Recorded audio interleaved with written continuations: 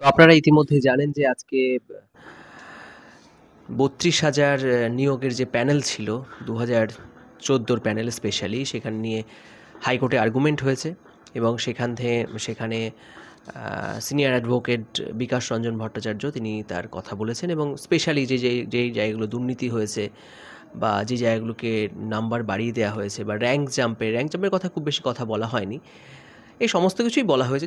যদিও আমরা এই সব ব্যাপারে একদমই মানে আমি পার্সোনালি কথা বলতে চাই না। কারণ মানে সামগ্রিকভাবে শিক্ষা ব্যবস্থার উপর এরকম একটা আঘাত এবং তার দুর্নীতি এটা খুব কমন একটা ফ্যাক্টর হয়ে দাঁড়িয়েছে আমাদের রাজ্যে। তো এই ব্যাপারে সবাই আপনারা জানেন কম বেশি।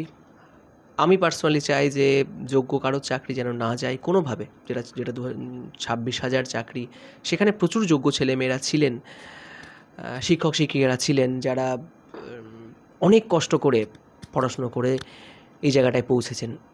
তাদেরকে বঞ্চিত করা হয়েছে এবং সেটা কিন্তু সুপ্রিম কোর্ট নিজে করেনি। সুপ্রিম কোর্ট নিজে যখন জিজ্ঞাসা করা হলো সুপ্রিম কোর্টকে, তখন বলল কিন্তু আমরা তো কিছু করিনি। যেরকম ডেটা এসছে সেই হিসেবে আমরা কাজ করেছি। তো ৩২,০০০ নিয়োগ প্যানেলটাও কিন্তু এরকম একটা আর্গুমেন্টে যাচ্ছে এবং পরবর্তী শুনানি সম্ভবত নভেম্বরের ৬ তারিখে আবার হবে। আরেকটা হয়তো ডেট পাওয়া যাবে, তারপরে এটাকে কনক্লুড করে দেওয়া হবে। আর কনক্লুড করে দেওয়ার পর তারপর হয়তো রায়দান, যেরকম প্রসিডিওর কোর্টের আর কি। আর আমাদের টেট সম্পর্কিত যে রায়দান মহামান্য সুপ্রিম কোর্ট করেছিলেন সেই বিষয়েও আলোচনা হয়েছে বলতে সামগ্রিক সমস্ত দিক থেকে ডাইভার্জেন্টভাবে চিন্তাভাবনা করা হচ্ছে। আজকেও দুটো রিভিউ পিটিশন ওখানে অ্যাড অন হয়েছে, আপনারা সুপ্রিম কোর্টের অফিসিয়াল সাইটে দেখতে পাবেন। একটা হচ্ছে 2009-এর যারা মামলাকারী ছিলেন, যারা 2009-এর নোটিফিকেশানে 2025-এ চাকরি পেয়েছেন বা 2021-এ চাকরি পেয়েছেন, তারা আছেন এবং উত্তরাখণ্ড সরকার রিভিউ পিটিশন অ্যাড করেছেন। তো এই হচ্ছে দুটো ব্যাপার এবং এটা একত্রিত হবে। কবে শুনানি হবে আমরা খুব শীঘ্রই হয়তো নভেম্বরের মাঝামাঝিতেই আমাদের এটা ছবিটা পরিষ্কার হয়ে যাবে, অনেকটা ছবি পরিষ্কার হয়ে যাবে। আরেকটা ব্যাপার হচ্ছে যে এখানে কি হতে পারে সেটা কোর্ট বলবে এবং বুঝতেই পারছেন ভারতবর্ষের ইতিহাসে কোনো একটি মামলার রায়দানে পর এতগুলো রিভিউ পিটিশন সম্ভবত আমার জানা বা লাস্ট 50 ইয়ার্স এরকম হয়নি। এবং যেখানে শুধু বিভিন্ন শিক্ষক সংগঠন নয়, এর সঙ্গে সঙ্গে সারা ভারতবর্ষের অঙ্গরাজ্যগুলো, প্রায় সব বলবো না, বেশ কয়েকটা অঙ্গরাজ্য এই রিভিউ পিটিশনে অ্যাড অন হয়েছেন।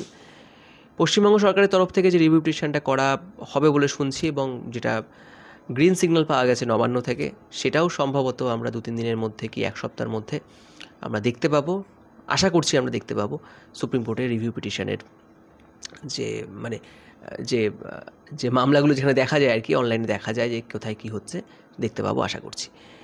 এবার এখানে একটা প্রশ্ন, সেটা হচ্ছে যে আন্দোলনের রূপরেখা কোথায় রয়েছে? আপনারা অলরেডি জানেন যে প্রায় 10-12টা রাজ্য একত্রিত হয়ে এবং উত্তরপ্রদেশের নেতৃত্বে তারা কিন্তু রাস্তার আন্দোলনের জন্য রেডি হয়ে গেছে এবং আগামী 21 তারিখে 21শে নভেম্বর, তার পরবর্তী ডেট হয়তো 24শে নভেম্বরও হতে পারে, একটা বিশাল মাপের কিন্তু জনরোষ শিক্ষকদের ওপর নেমে আসা এই রায়ের বিরুদ্ধে তারা কিন্তু আন্দোলন করবেন এবং পশ্চিমবঙ্গ থেকেও সম্ভবত কোনো না কোনো সংগঠন এতে যোগ দেবেন, যাতে সামগ্রিকভাবে আমাদের এই কথাগুলো পরিষ্কারভাবে আমরা বলতে পারি দিল্লিতে।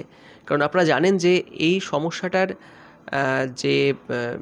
যে কারণে সমস্যাটা হয়েছে তার একটা বড় কারণ এনসিটি তো শুধু না, এনসিটি তো গাইডলাইন বানায় এবং তার আগে মন্ত্রিসভা থেকে বিভিন্ন বিল এবং বিলের সংশোধনী পাস হয়, তার রেসপেক্টেই কিন্তু সব কিছু হয়, মানে পুরো সিস্টেমটা চলে।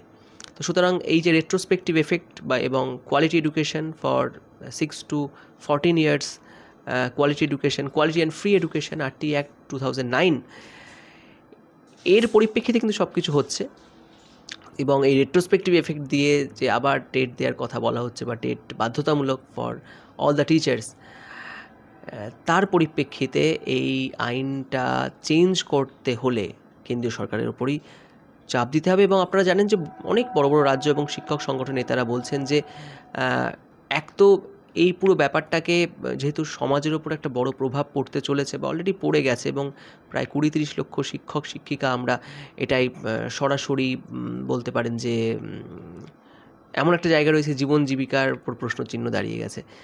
সামাজিকতা তো পরে, সমাজ কি মনে করবে, কি হবে না হবে সেটা পরে, কিন্তু তার আগের যে সিস্টেমটা, যে এতগুলো চাকরির ওপর একটা প্রশ্নচিহ্ন এবং একটা নির্ণায়ক পরীক্ষা বা একটা মানে একটা নির্দিষ্ট পরীক্ষার মাপকাঠি দিয়ে সব কিছু বিচার করা হচ্ছে, তাদের প্রিভিয়াস এডুকেশন, প্রফেশনাল কোয়ালিফিকেশান এবং এত বছর অভিজ্ঞতা, সেইগুলোকে বাইরে রেখে নিশ্চয়ই সুপ্রিম কোর্ট এটা নিয়ে বিচার করবেন, কারণ আমরা তার কয়েকটি নিদর্শন ইতিমধ্যে দেখতে পেয়েছি। আর অনেকেই বলছেন যে মানে হয় না, একটা বিভেদ তৈরি করার চেষ্টা চলছে যে 26,000 যখন চাকরি প্যানেল বাতিল হয়েছিল আর কি, সেই সময় এক শ্রেণীর শিক্ষক শিক্ষিকা তারা খুব আনন্দ পেয়েছিলেন। রাজনৈতিক মোড়কে এটাকে আলোচনা করা হচ্ছে, কিন্তু আমার ব্যক্তিগতভাবে মনে হয় যে এটা একদমই ঠিক নয়। আর দ্বিতীয় ব্যাপার হচ্ছে যে অনেক শিক্ষক শিক্ষিকাই বলছেন, অনেক প্রোফাইল থেকে বলছেন, অনেক ফেক প্রোফাইল থেকেও কথাবার্তা হচ্ছে যে তা আপনাদের যোগ্য প্রমাণ করতে ভয় কিসের, পরীক্ষাই তো একটা। তো তাদেরকে একটা বড় কথা হচ্ছে যে সব কিছু একটা সময় থাকে, তাই না? যে তাহলে প্রত্যেকটা চাকরির পরীক্ষার জন্য একটা নির্দিষ্ট সময় থাকতো না আর কি, যে বলতে হয় আপনি 50 বছরে অ্যাপ্লাই করতে পারবেন। তো ব্যাপারটা ঠিক সেরকম। আর এত বছরে এত রেসপন্সিবিলিটি, এত কিছু হওয়ার পর যদি তাকে আবার এই অগ্নি পরীক্ষা দিতে বলা হয় এবং তাকে বলা হয় যে আপনি কিন্তু ফেল করলে আপনার চাকরি থেকে বাদ চলে যাবেন, ব্যাপারটা খুব রহস্যজনক এবং মানে আক্ষেপের মনে হয়, তাই না? এবং এই যে সমাজ গড়ার জন্য শিক্ষকরা রয়েছেন, তাদের ওপরে এই প্রশ্নচিহ্ন তুললে খুব মুশকিল। এবং কম্পারেটিভলি আমিও ভাবছিলাম যে একটা পুলিশকে বলা হয় যদি, বা আইপিএস অফিসারকে বলা হয় আপনি পরীক্ষা দিয়ে আসুন, সেটা কিন্তু সম্ভব না। আর তার সাথে সাথে মনকে শান্ত রাখার জন্য, মনকে সান্ত্বনা দেওয়ার জন্য বলুন, মনকে নেগেটিভ চিন্তা থেকে বেরিয়ে আসার জন্য বলুন, আমরা চেষ্টা করছি কি সামান্যভাবে হলেও যে পড়াশুনোটাও চালিয়ে যেতে যতটা পারা যায়। একজন মাননীয় শিক্ষক লিখেছেন, শ্রদ্ধেয় শিক্ষক লিখেছেন, তার বয়স 54 বছর 9 মাস। কী সাইকোলজিক্যাল প্রসেস বা পরিস্থিতি থাকতে পারে তাকে পরীক্ষায় বসার জন্য, আর যে পরীক্ষায় পাশের হার এতটাই কম।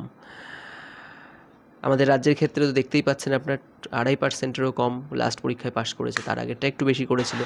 এবং তারা কিন্তু কেউ ইন সার্ভিস, ওভারঅল সবাই তো ইন সার্ভিস নয়, ইন সার্ভিস নেই বললেই চলে, সেখানে খুব কম, হয়তো 1-5% হতে পারে। 95% ছেলেমেয়ে যারা প্রতিনিয়ত পড়াশোনার মধ্যে আছে, বয়স কম, এবং তারা এটার জন্যই দিবারাত্র পড়াশুনো করে যাচ্ছে, তাদের এরকম অবস্থা হলে এখানে কি অবস্থা হতে পারে।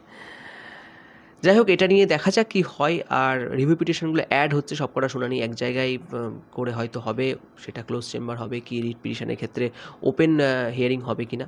যেহেতু আপনি বুঝতেই পারছেন যে আমাদেরকে কোনোভাবে না জানিয়ে, পার্টি না করে, আর্গুমেন্টের সুযোগ না দিয়েই এটা করা হয়েছে, সেটা কতটা যুক্তিযোগ্য সেটা হয়তো মাননীয় সুপ্রিম কোর্ট ভাববে।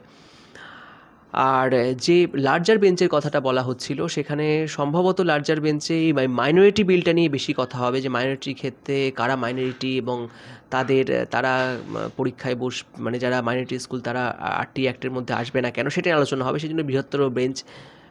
আর এইটা নিয়ে মানে আমাদের ব্যাপারটা নিয়ে কিন্তু বৃহত্তর বেঞ্চে আমার যতটা ইনফরমেশান আমি পেয়েছি, সেখান থেকে কিন্তু একবারও মনে হচ্ছে না যে এই ব্যাপারটা নিয়ে, এই টেটের ব্যাপারটা নিয়েও বৃহত্তর বেঞ্চে খুব বেশি কথা হতে পারে। কারণ মেনলি হচ্ছে মাইনরিটির ব্যাপারটা নিয়ে, মাইনরিটি সংখ্যালঘু ব্যাপারটা নিয়ে কিন্তু বেশি কথা হবে। কারণ সেটা যদি না হতো তাহলে মাননীয় বিচারপতিদ্বয় তারা কিন্তু রায়দান করতেন না, বলতেন যে এই ব্যাপারটা আমরা লার্জার বেঞ্চের হাতে দিচ্ছি। কিন্তু রায়দান করে দেওয়ার পরে লার্জার বেঞ্চে যাওয়ার মানে কিন্তু সেটাই, এটাও কিন্তু আমাদের মাথায় রাখতে হবে। আর দেখুন, এই যে দিনান্তে আপনাদের সঙ্গে কথা যখন বলছি, এই যে নিজের অভিজ্ঞতা শেয়ার করছি, এবং এটা কিছু ক্ষেত্রে আপনাদের অভিজ্ঞতাও, যে সকালে ওঠার পর থেকে বিভিন্ন কাজকর্ম, তারপরে স্কুলে যাওয়া, ক্লাস নেওয়া, ফেরা, বাড়ির রেসপন্সিবিলিটি ইত্যাদি নেওয়ার পর আপনি যখন এই বই নিয়ে বসতে যাবেন সাপোজ সন্ধ্যেবেলা, এবং চারিপাশের মানসিক অবস্থা যা দেখছেন এবং এত বছরের অনভ্যাস, সেটা কিন্তু বড় অন্তরায় এই এই এই ব্যাপারটাকে মেনে নিয়ে এবং এত চিন্তা মাথায় রেখে এবং চাকরি থাকবে কি থাকবে না মাথায় রেখে, সেটা কিন্তু খুবই ডিফিকাল্ট একটা ব্যাপার। তো আপনারা জানাবেন আপনাদের মতামত, কথা তো হয় আপনাদের সঙ্গে এই ভিডিওর মাধ্যমেই। আর যেরকম ক্লাস আমি করানোর চেষ্টা করছি, আগের দিন ভিডিওটা খুব বড় হয়ে গেছে, আলোচনা করতে তো অনেকটা সময় চলে গেছে। আজকেও ছোট ভিডিও থাকবে একটা, জাস্ট একটু অন্য কিছু না করে শুনতে পারেন, দ্যাটস ইট। সব কিছু খবর সব কিছু সঙ্গে সঙ্গেই শুনতে পারেন, কারণ এটা আমাদের জীবনের উপর প্রশ্নচিহ্ন দিয়ে রাখছে। ভালো থাকবেন। আর দেখা যাক, এই সমস্ত আপডেটগুলো তো আমরা সবাই জানি, এখন ইউটিউবের বা ইউটিউব নিউজ খুব কমনলি অ্যাভেলেবেল, ইজি হয়ে গেছে। তো এগুলোর সঙ্গে সঙ্গে আমরা চেষ্টা করব যে পড়াশোনার খবরও একটু রাখার। ভালো থাকবেন সবাই।